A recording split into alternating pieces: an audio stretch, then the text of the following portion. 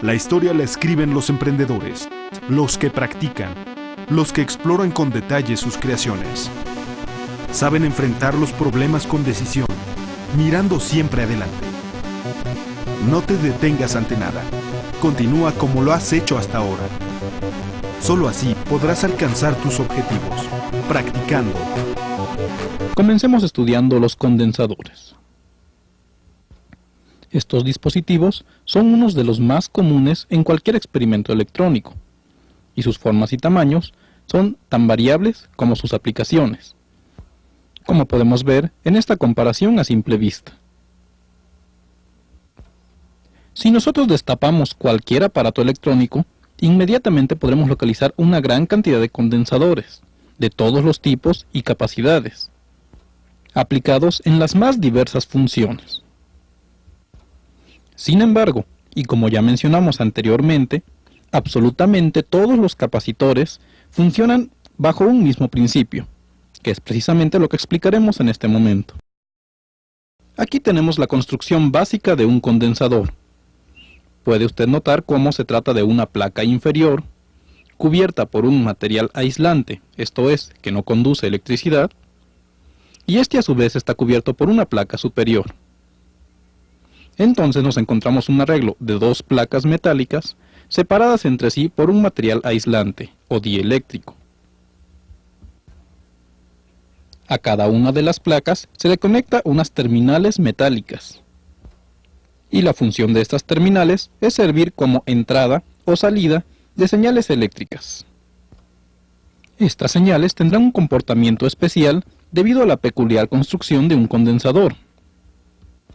Sin embargo, estos detalles los veremos un poco más adelante. Por el momento, analicemos en forma más detallada la construcción de un condensador típico. Podemos ver que se trata de dos placas metálicas, separadas entre sí por un material dieléctrico, esto es, no conductor. Y a cada una de las placas metálicas se le conecta una terminal.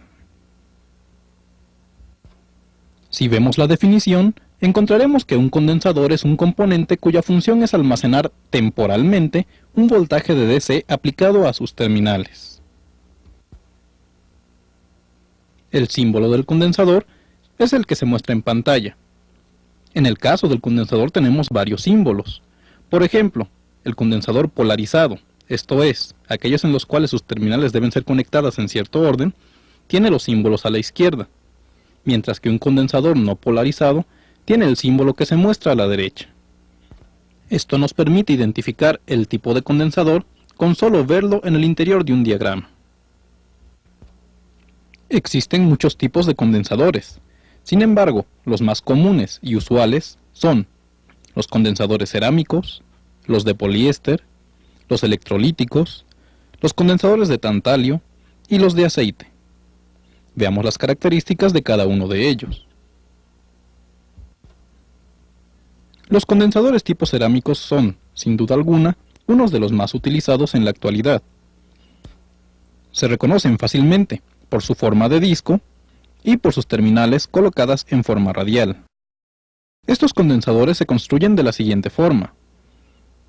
Se tienen dos placas metálicas circulares separadas entre sí por un dieléctrico del tipo cerámico, de ahí su nombre. A las placas están soldadas las terminales de entrada o salida de señal. Para evitar que el arreglo pueda ser contaminado por agentes externos, se cubre con una nueva capa de cerámica y se imprime el código que identificará al capacitor, con datos tales como su capacidad, su voltaje de operación, etc.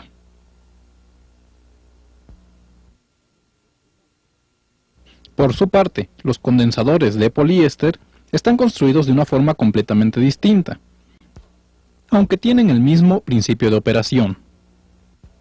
Aquí podemos ver, a grandes rasgos, la estructura de un condensador de poliéster. Como puede ver, se trata de dos delgadas láminas metálicas, las cuales se encuentran separadas por dos capas también delgadas de material aislante.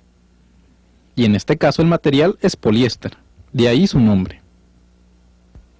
Estas 4 capas se superponen unas a otras y se enrollan una y otra vez sobre sí mismas, para aumentar así el área de contacto y aumentar la capacidad del condensador en general. En esta toma tenemos un condensador de este tipo que ha sido cortado para que podamos estudiar su configuración interna. Los condensadores de poliéster vienen en una gran variedad de formas y tamaños, tal y como se está demostrando en este momento. Veamos ahora el caso de los condensadores electrolíticos, que son unos de los más empleados en la electrónica moderna. Los podemos encontrar desde aquellos de alta capacidad y alto voltaje, hasta los condensadores pequeños para aplicaciones de muy bajo voltaje. Pero ¿cómo están construidos por dentro? Veamos. Aquí tenemos un diagrama en la que se muestra la estructura interna de un condensador electrolítico.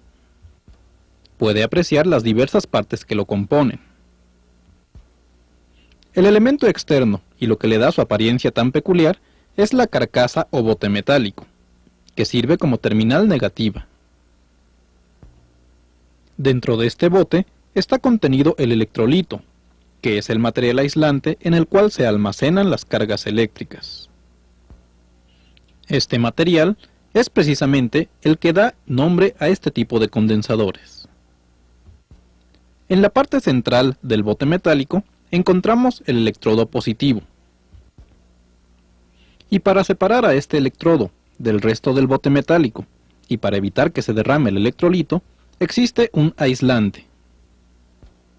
Con esta construcción tan peculiar, se alimentan cargas eléctricas a través del electrodo positivo y la carcasa metálica y quedan almacenadas en el medio electrolítico. Pero para poder alimentar o recuperar esas cargas, es necesario la presencia de 2 terminales metálicas, conectadas a la carcasa y al electrodo positivo. Aquí tenemos un condensador electrolítico típico. Como puede ver, su construcción interna le da esa apariencia tan peculiar de bote metálico. Tenemos sus 2 terminales de entrada y salida, y una capa aislante en la que están impresas diversos datos operativos. Por su parte, los condensadores de tantalio se construyen combinando las tecnologías de los condensadores de cerámica con los condensadores electrolíticos. De ahí que encontremos que estos condensadores son del tipo polarizado, tal y como se ve en esta imagen. Una de sus principales ventajas es su gran capacidad de almacenamiento de carga, en un encapsulado relativamente pequeño, tal y como podemos ver en esta imagen, en la cual tenemos un condensador de tantalio y un electrolítico, ambos de la misma capacidad. La diferencia en tamaños es notoria. Sin embargo, los que se llevan el premio en cuanto a exceso de volumen son sin duda alguna los capacitores de aceite, tal y como el que vemos ahorita en pantalla. Estos condensadores se construyen de forma muy similar a los de poliéster, sin embargo su aislante es un material empapado en aceite, de ahí su nombre. Sin embargo, debido a su gran tamaño, cada vez se usan en menor escala. Veamos por último otro tipo de condensador, que sería el condensador variable, o trimmer. Este condensador se representa con un símbolo de condensador no polarizado, con una flecha atravesándolo.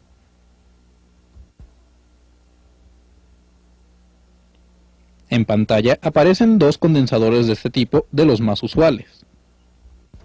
En el primero y más antiguo, puede notar la presencia de numerosas placas metálicas, mientras que el segundo se trata de un dispositivo sellado construido a base de delgadas láminas metálicas con separaciones de poliéster. La principal característica de estos condensadores es que, al momento de mover el pivote central, el área de contacto de las placas varía, cambiando así la capacidad del condensador. Y ya que tanto hemos mencionado el aspecto de la capacidad de carga de un condensador, surge la pregunta, ¿cuál es la unidad en la que se mide esta capacidad de carga?